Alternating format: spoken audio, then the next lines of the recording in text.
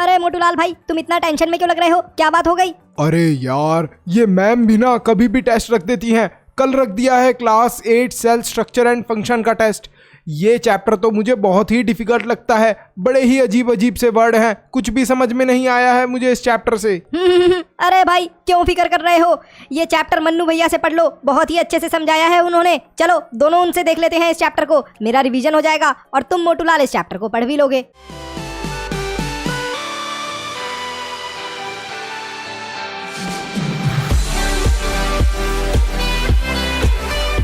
Hello and welcome everyone. आज हम पढ़ेंगे क्लास 8 का सेल स्ट्रक्चर एंड फंक्शन।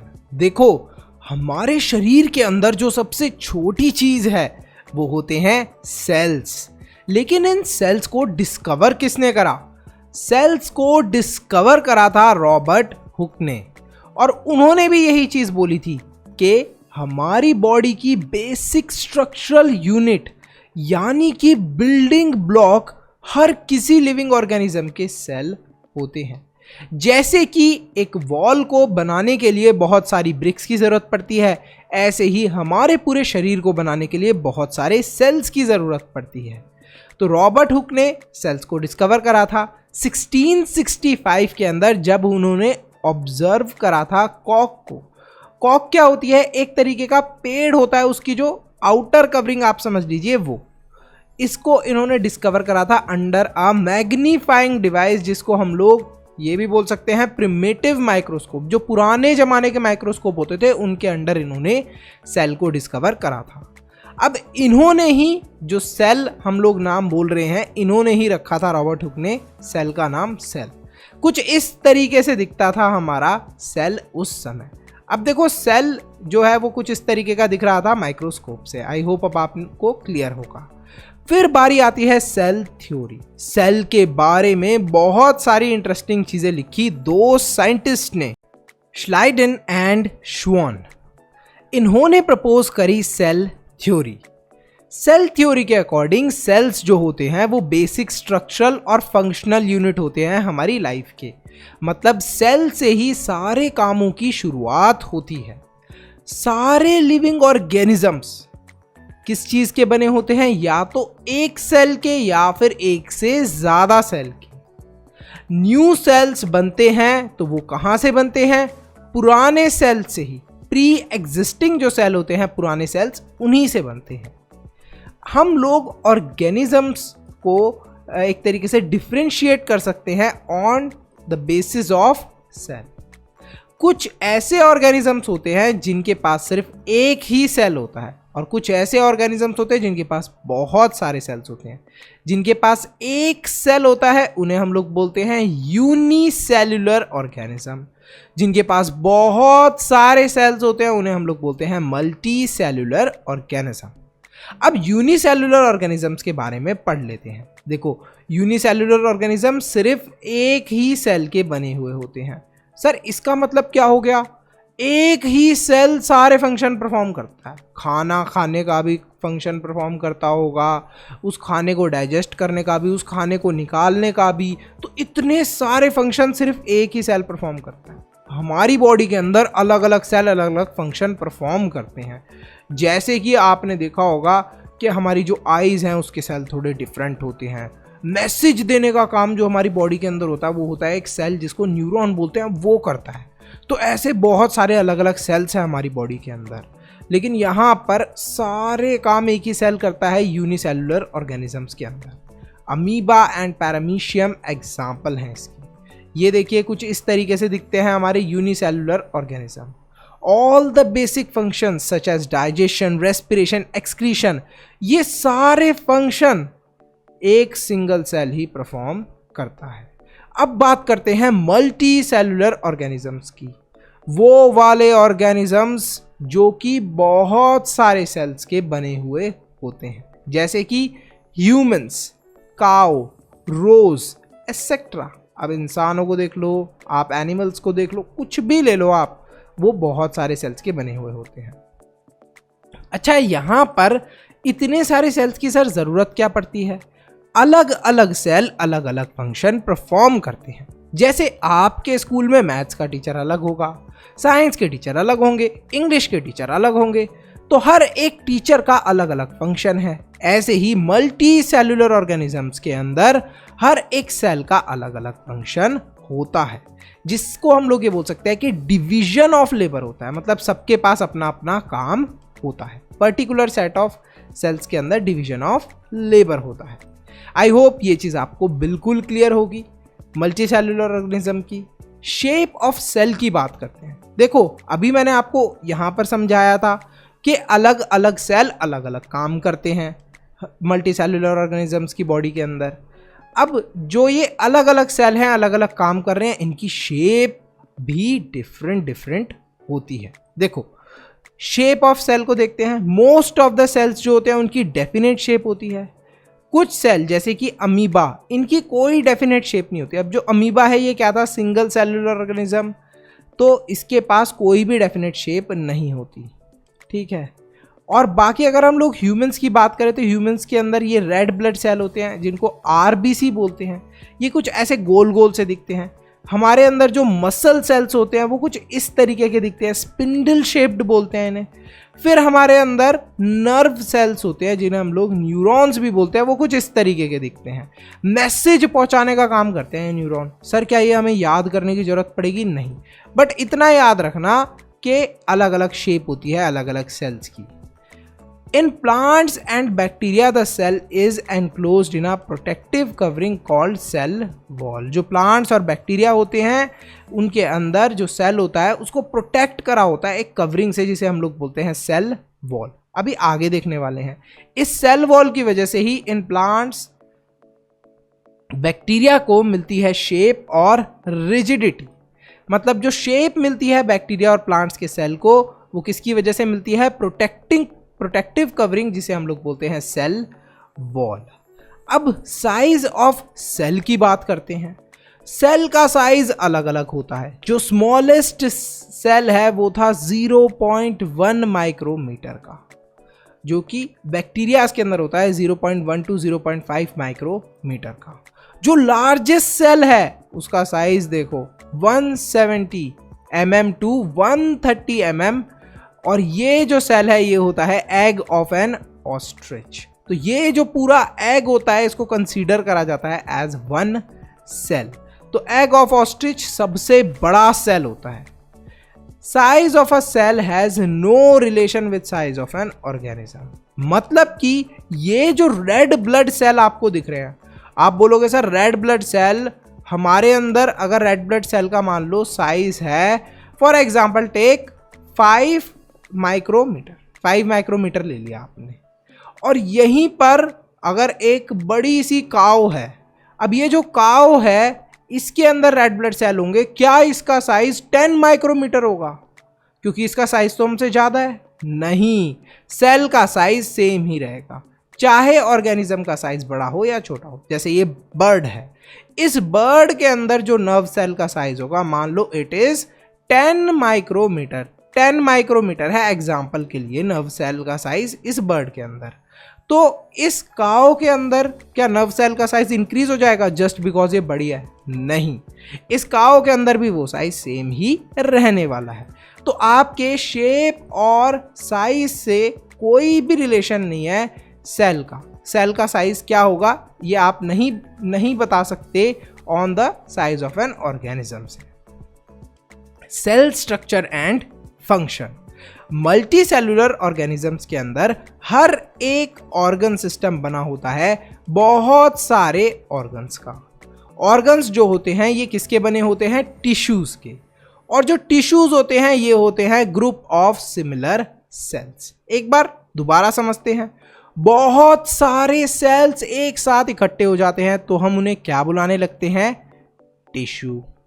अब ये जो टिश्यूज हैं, जब ये बहुत सारे टिश्यूज एक साथ कलेक्ट होने लगते हैं तब क्या बन जाते हैं? ऑर्गन्स। तो आई होप आपको क्लियर होगा, ठीक है। टाइप्स ऑफ सेल, दो टाइप के सेल्स होते हैं। एक होते हैं प्रोकैरियोटिक सेल, दूसरे होते हैं यूकैरियोटिक सेल। इन दोनों में क्या डिफरेंस होता है? अरे एक बहुत ही इंपॉर्टेंट चीज तो तुम करना ही भूल गए। फटाफट वीडियो को लाइक कर दो और चैनल को सब्सक्राइब कर दो। सब्सक्राइब के साथ में ज्वाइन का बटन होगा, उस पर क्लिक करके आप मेंबर भी बन सकते हो। अब मेंबर बनने के क्या बेनिफिट हैं और मेंबरशिप क्या चीज़ है? मेंबरशिप पेड है और मेंबर बनने के आपको बहुत सारे बेनिफिट्स मिलने वाले हैं जो आपकी पढ़ाई में बहुत हेल्प करेंगे। एक तो आपके डाउट्स फटाफट क्लियर कर दिए जाएंगे अगर आप मेंबर बनते हो। एक्सक्लूसिव लिंक मिलने वाला है आपको नोट्स का, जिन नोट्स से हम लोग पढ़ा रहे हैं वीडियोस के अंदर वो आपको मिलने वाले हैं। सैम्पल पेपर्स मिलने वाले हैं। अब ये जो सैम्पल पेपर्स हैं ये बहुत इंपॉर्टेंट है, आपकी पूरी एग्ज़ाम के लिए प्रैक्टिस हो जाएगी अगर आपने इन सैम्पल पेपर्स को सॉल्व कर लिया। और इन सैम्पल पेपर्स की हेल्प से ही आप 95 प्लस स्कोर कर सकते हो। और भी बहुत सारे बेनिफिट हैं, लेकिन अब हम आगे अपने वीडियो को कंटिन्यू करते हैं। देखो, एक बहुत ही सिंपल सी टेक्निक मैं बताने वाला हूं जिससे आपको हमेशा के लिए याद रहेगा ये 2 टाइप्स ऑफ सेल के बारे में। जो प्रोकैरियोटिक सेल होते हैं, इसमें जो पी है उससे याद कर लो अपने पूर्वजों को। पूर्वज कौन थे? पुराने लोग। तो ये जो प्रोकैरियोटिक सेल्स होते हैं ये थोड़े से पुराने टाइप के सेल्स होते हैं। इनकी जो न्यूक्लियर मेम्ब्रेन होती है वो वेल डिफाइंड नहीं होती। अब न्यूक्लियर मेम्ब्रेन आप ये भी बोल सकते हो कि वेल डिफाइंड ना होने की वजह से जो भी न्यूक्लियर मटेरियल है वो इधर उधर घूमता रहता है, और साइटोप्लाज्म के अंदर इधर उधर घूमने की वजह से न्यूक्लियर मटेरियल के जो प्रोकैरियोटिक सेल है इसकी प्रॉपर शेप नहीं होती। तो हम लोग बोल सकते हैं कि ये प्रोकैरियोटिक सेल्स किसके अंदर होते हैं sir? Bacteria, blue green algae, इन सब के अंदर होते हैं। क्या सर ये हमें बहुत डिटेल से याद करना है?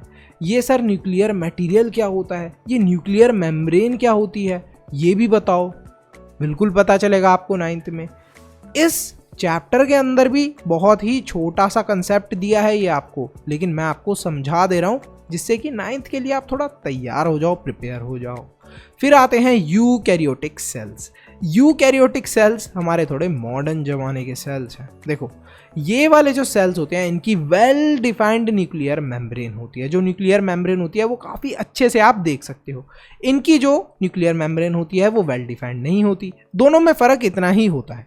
प्लांट्स और एनिमल सेल्स जो होते हैं वो आजकल के यूकैरियोटिक सेल हैं। हमारे जो सेल्स हैं वो मॉडर्न हैं, और ये बैक्टीरिया और ब्लू ग्रीन एल्गाई के सेल्स पुराने हैं, पी से पूर्वज प्रोकैरियोटिक। इसमें ज़्यादा कुछ आपको डिटेल में नहीं जाना।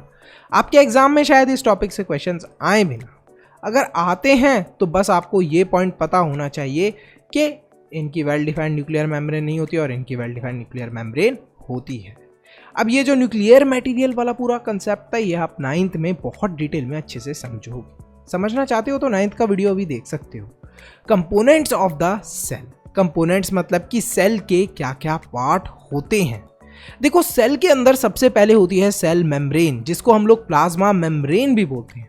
अब सेल मेम्ब्रेन क्या होती है? मान लो ये है बीच में हमारे सेल का सेंटर पार्ट, और ये जो आसपास का एरिया है इसे ही बोलते हैं हम लोग सेल मेम्ब्रेन। अच्छा, प्रॉपर ये सेल के अंदर कैसे दिखते हैं? ये है हमारा सेल, और ये बाहर की जो आप ये आउटर बाउंड्री टाइप देख रहे हो इसे ही बोलते हैं हम लोग प्लाज्मा मेम्ब्रेन या फिर सेल मेम्ब्रेन। सर हम क्या बोलें, इसे सेल मेम्ब्रेन बोलते हैं या प्लाज्मा मेम्ब्रेन? देखो, जो ओपी बच्चे हैं वो तो देखो प्लाज्मा मेम्ब्रेन बोलना, बाकी जो ओपी बच्चे नहीं हैं वो मत बोलना प्लाज्मा मेम्ब्रेन, वो सेल मेम्ब्रेन बोल देना। तो जितने भी ओपी बच्चे हैं वो प्लाज्मा मेम्ब्रेन बोलेंगे, बाकी जो नॉर्मल बच्चे हैं वो सेल मेम्ब्रेन बोलना। चलो, नेक्स्ट है सेल मेम्ब्रेन का आखिर क्या फंक्शन होता है, या प्लाज्मा मेम्ब्रेन का क्या फंक्शन होता है? ये एक प्रोटेक्टिव लेयर है। ये देखो, सेल की एक तरीके से ये बाउंड्री है। सेल मेम्ब्रेन के पास एक स्पेशल पावर भी होती है। देखो, आपके घर के बाहर डोर लगा हुआ है, अब जिसका मन करे जब मन करे उस डोर से आ जा सकता है। अब यहां पर आप अपने डोर को लॉक कर दोगे तो कोई आपके घर के अंदर नहीं आ पाएगा। घर के चारों तरफ दीवारें हैं। अब ये जो घर के चारों तरफ दीवारें हैं इन्हें आप प्लाज्मा मेम्ब्रेन यानी कि सेल मेम्ब्रेन बोल सकते हो।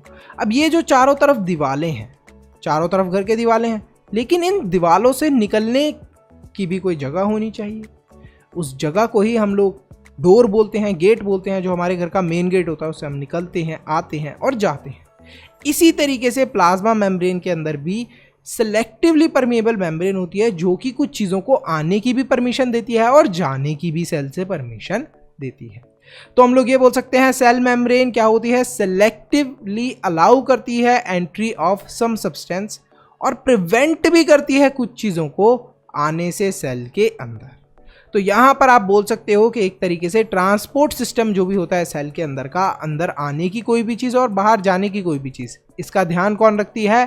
प्लाज्मा मेम्ब्रेन यानी कि सेल मेम्ब्रेन। अब बात करते हैं सेल वॉल की। देखो हमने अभी पढ़ा था प्लाज्मा मेम्ब्रेन यानी कि सेल मेम्ब्रेन के बारे में। इसके बाहर एक सेल वॉल होती है, लेकिन ये जो सेल वॉल होती है ये सिर्फ और सिर्फ प्लांट्स के अंदर प्रेजेंट होती है। ये प्लांट्स के अंदर बाहर एक और लेयर होती है प्रेजेंट प्रोटेक्शन की, जिसको हम लोग क्या बोलते हैं? Cell wall. याद रखना इस चीज को, सिर्फ और सिर्फ प्लांट्स के अंदर प्रेजेंट होती है। In plants an extra protective covering of polysaccharide cellulose present होती है। ठीक है, ये क्या होती है? एक एक्स्ट्रा प्रोटेक्टिव कवरिंग। इसे ही हम लोग बोलते हैं सेल वॉल, जो कि हमारे प्लांट सेल्स को प्रोटेक्ट करती है फ्रॉम इन्वायरमेंटल वेरिएशंस। जो भी इन्वायरमेंट के अंदर आसपास की चीज़ होती है उससे प्रोटेक्ट करती है। तो आई होप अब आपको क्लियर होगा ह्यूमन बींग्स के पास क्या होती है? Plasma membrane. प्लांट्स के पास क्या होती है? दोनों होती है, प्लाज्मा मेम्ब्रेन भी होती है यानी कि सेल मेम्ब्रेन भी होती है और सेल वॉल भी होती है। डबल प्रोटेक्शन होती है प्लांट्स के पास। फिर आता है साइटोप्लाज्म। देखो साइटोप्लाज्म क्या होता है? दोनों चीज़ों के अंदर प्रेजेंट होता है साइटोप्लाज्म, प्लांट्स के अंदर भी और एनिमल सेल्स के अंदर भी। ये देखो, ये हमारा सेल है, इसके बाहर की बाउंड्री को हमने क्या बोला था? Cell membrane. इसके अंदर एक लिक्विड यानी कि जेली लाइक सब्सटेंस फील होता है। किस किसने जेली खाई है फटाफट कमेंट करना। वो आती है ना छोटे से बॉक्स के अंदर, उसको फिर खोलते हैं ऊपर से और फिर खाते हैं। किस किसने खाई है कमेंट करके ज़रूर बताना, मैंने तो खाई है। तो वो जो जेली होती है, इसी टाइप की जेली फिल हो रखी होती है यहाँ पर, और इस जेली को ही हम लोग बोलते हैं साइटोप्लाज्म। तो साइटोप्लाज्म देखो किस तरीके से दिखता है। ये हमारा क्या है? This is a animal cell और this is a plant cell. अरे भैया, ये अचानक से आपको क्या हुआ? आप किस चीज से डर गए? अरे वाह मोटूलाल, तुमने ये भी नोटिस कर लिया। अच्छा, अभी जब मैं रिकॉर्डिंग कर रहा था तो अचानक से एक छिपकली आ गई मेरी टेबल के ऊपर, तो उससे थोड़ा सा मैं डर गया। बट हाँ, मैंने कंटिन्यू रखी है वीडियो। चलो, एक जेली लाइक सब्सटेंस होता है जो कि सेल मेम्ब्रेन और न्यूक्लियस के बीच में प्रेजेंट होता है। ये न्यूक्लियस होता है सेंटर में हमारे सेल के। अभी न्यूक्लियस के बारे में भी जानेंगे, लेकिन न्यूक्लियस के बाहर क्या प्रेजेंट होता है? साइटोप्लाज्म, जो कि क्या होता है? एक जेली लाइक सब्सटेंस। इसके अंदर सेल के बहुत सारे और ऑर्गेनल्स जैसे कि माइटोकॉन्ड्रिया, गोल्जी बॉडीज, लाइसोसोम्स, ये सारी चीज़ें प्रेजेंट होती हैं। अब देखो न्यूक्लियस के बारे में जान लेते हैं। देखो, जैसे हमें कौन कंट्रोल करता है? जो भी चीज़ आप सोचते हो या कोई भी फंक्शन परफॉर्म करते हो, वो कौन कंट्रोल कर रहा होता है हमारे अंदर? ब्रेन। तो सेल का भी एक ब्रेन होता है जिसे बोलते हैं हम लोग न्यूक्लियस। तीन चीज़ें आपको क्लियर हुई। एक तो सेल के बाहर की कवरिंग जिसे हम लोग सेल मेम्ब्रेन यानी कि प्लाज्मा मेम्ब्रेन बोलते हैं। फिर सेल के अंदर एक लिक्विड जेली जैसी चीज़ जो फिल होती है साइटोप्लाज्म, उसके बारे में आपको पता चला। और सेल के अंदर न्यूक्लियस प्रेजेंट होता है, जो क्या होता है? किसी भी सेल का ब्रेन। देखो, ये होता है न्यूक्लियस। अब जो न्यूक्लियस होता है ना, इसके बाहर भी एक प्रोटेक्टिव कवरिंग होती है जिसे न्यूक्लियर एनवेलप बोलते हैं। जो न्यूक्लियस होता है ये एक डेंस स्पेरिकल बॉडी होती है जो कि लगभग सेंटर ऑफ द सेल में लोकेटेड होती है। ये क्या होती है? पोरस न्यूक्लियर मेम्ब्रेन से सराउंडेड होती है। ये कंटेन करती है स्पेरिकल बॉडी जिसे हम लोग बोलते हैं न्यूक्लियोलस। ये जो न्यूक्लियोलस है ये काफ़ी इंपॉर्टेंट चीज़ है। इसके अंदर बहुत सारी इंपॉर्टेंट इंफॉर्मेशन स्टोर होती है, और इसके अंदर जो इंपॉर्टेंट इंफॉर्मेशन स्टोर होती है वो होती है इन अ थ्रेड लाइक स्ट्रक्चर जिसे हम लोग बोलते हैं क्रोमोसोम्स। सर, ये सारी चीज़ें इंपॉर्टेंट क्यों हैं? देखो, मैंने आपको बताया कि ब्रेन कौन होता है हमारे सेल का? न्यूक्लियस। न्यूक्लियस के अंदर क्या चीज़ होती है? एक बहुत इंपॉर्टेंट सी न्यूक्लियोलस। और न्यूक्लियोलस इतनी इंपॉर्टेंट चीज़ क्यों है? क्योंकि इसके अंदर बहुत सारे राज हैं, और वो राज छुपे होते हैं क्रोमोसोम्स के अंदर। क्या राज छुपे होते हैं? तुमने कान नोटिस करे हैं? बंदरों जैसे क्यों नहीं है? बंदरों जैसे कान क्यों नहीं है? इस वजह से नहीं है क्योंकि ये सारी इंफॉर्मेशन क्रोमोसोम्स के अंदर स्टोर है। मान लो अगर तुम्हारे क्रोमोसोम्स के अंदर कुछ बदलाव आ जाए और इंफॉर्मेशन गलत स्टोर हो जाए कि तुम्हारे कान बंदरों जैसे होने चाहिए, तो तुम्हारे कान वाकई में बंदरों जैसे हो जाएंगे। तो जो भी इंपॉर्टेंट इंफॉर्मेशन है जैसे कि जो भी जेनेटिक इंफॉर्मेशन है वो कहाँ पर स्टोर होती है, it is stored in our chromosomes. I hope ये चीज़ तुम्हें बिल्कुल क्लियर हो गई होगी कि इतना इंपॉर्टेंट क्यों है न्यूक्लियस। इसके अंदर हमारी वो सारी इंफॉर्मेशन होती है जो हमें अपने पेरेंट्स से मिलती है, कि हमारे कान इंसानों जैसे होने चाहिए, हमारी नाक इंसानों जैसी होनी चाहिए। तो ये सारी इंफॉर्मेशन कहाँ पर स्टोर होती है, इन न्यूक्लियस। न्यूक्लियस के अंदर क्या चीज़ होती है, न्यूक्लियोलस। और न्यूक्लियोलस के अंदर भी क्रोमोसोम्स होते हैं जहाँ पर ये सारी इंफॉर्मेशन स्टोर होती है। अगर आगे और डिटेल में जाओगे तो डीएनए वगैरह भी होता है जहाँ पर ये इंफॉर्मेशन स्टोर होती है। अब बात करते हैं क्रोमोसोम्स की। देखो जो क्रोमोसोम्स हैं ये क्या कैरी करते हैं, ये कैरी करते हैं जीन्स को, जो कि काफ़ी इंपॉर्टेंट रोल प्ले करते हैं इन इनहेरिटेंस। जैसा मैंने अभी आपको बताया कि आपके जो कान हैं वो बंदरों जैसे क्यों नहीं है, क्योंकि ये जो इन्फॉर्मेशन है ये कहाँ पर स्टोर है, क्रोमोसोम्स के पास स्टोर्ड है कि आपके कान इंसानों जैसे होने चाहिए।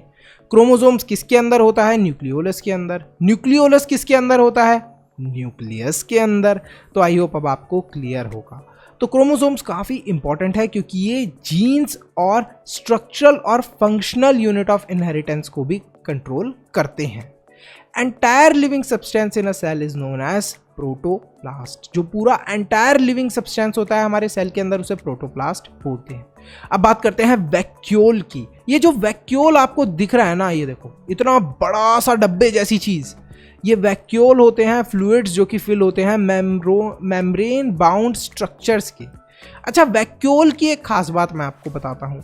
ये जो वैक्यूल्स होते हैं ना, ये ज़्यादातर प्लांट सेल्स के अंदर प्रेजेंट होते हैं। इतने बड़े बड़े होते हैं ये वैक्यूल, लेकिन एनिमल सेल्स के अंदर बहुत कम होते हैं या फिर होते ही नहीं हैं कुछ कुछ एनिमल सेल्स के अंदर। तो जनरली जो एनिमल सेल्स हैं वहाँ पर वैक्यूल बहुत छोटे होते हैं और प्लांट सेल के अंदर लार्ज वैक्यूल प्रेजेंट होते हैं। तो प्लांट सेल्स के अंदर क्या होते हैं, वैक्यूल बहुत लार्ज, और हमारे एनिमल सेल्स के अंदर क्या होते हैं, वैक्यूल बहुत छोटे। तो याद रखना है आपको इस चीज़ का, ठीक है। Next, the membrane of the vacuole is called tonoplast. Sir क्या ये जानने की ज़रूरत है? नहीं, ये बहुत एडवांस लेवल की चीज़ है, लेकिन आपको भी जान लेना चाहिए, एग्जाम में काम आ सकता है आपकी। ये जो मेम्ब्रेन होती है ये एनक्लोज रखी होती है फ्लूइड से, जिसे हम लोग कहते हैं सेल सैप। मतलब एक कवरिंग सी होती है इसकी, जिसे हम लोग बोलते हैं सेल सैप। जो कवरिंग होती है इसकी उसमें स्टोर होती है। तो ये चीज़ आपको ज़्यादा डिटेल में नहीं समझनी, बस ये याद रखना है आपको कि प्लांट सेल्स के अंदर जो वैक्यूल होते हैं वो लार्ज होते हैं और एनिमल सेल्स के अंदर स्मॉल होते हैं। ये वाली चीज़ें ज़्यादा याद नहीं रखनी। फिर बात करते हैं प्लास्टिड्स की। प्लास्टिड्स जो होते हैं ये सिर्फ और सिर्फ प्लांट सेल्स के अंदर प्रेजेंट होते हैं। They are only present in plant cell. तो present in only in plant cells, इस चीज़ को याद रखना है। प्लास्टिड्स दो टाइप के होते हैं, एक होते हैं ल्यूकोप्लास्ट, दूसरे होते हैं क्रोमोप्लास्ट।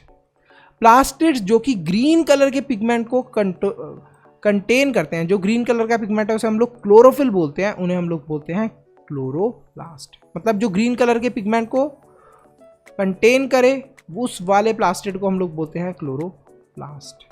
अच्छा, आपने देखा है कि प्लांट्स की जो लीव्स होते हैं उनको ग्रीन कलर किससे मिलता है? That is because of chlorophyll. और क्लोरोफिल किसका पार्ट होता है? It is a part of a plastid जिसे हम लोग बोलते हैं क्लोरोप्लास्ट। तो ये क्या होता है? It is a type of a chromoplast. Difference between plant and animal cell.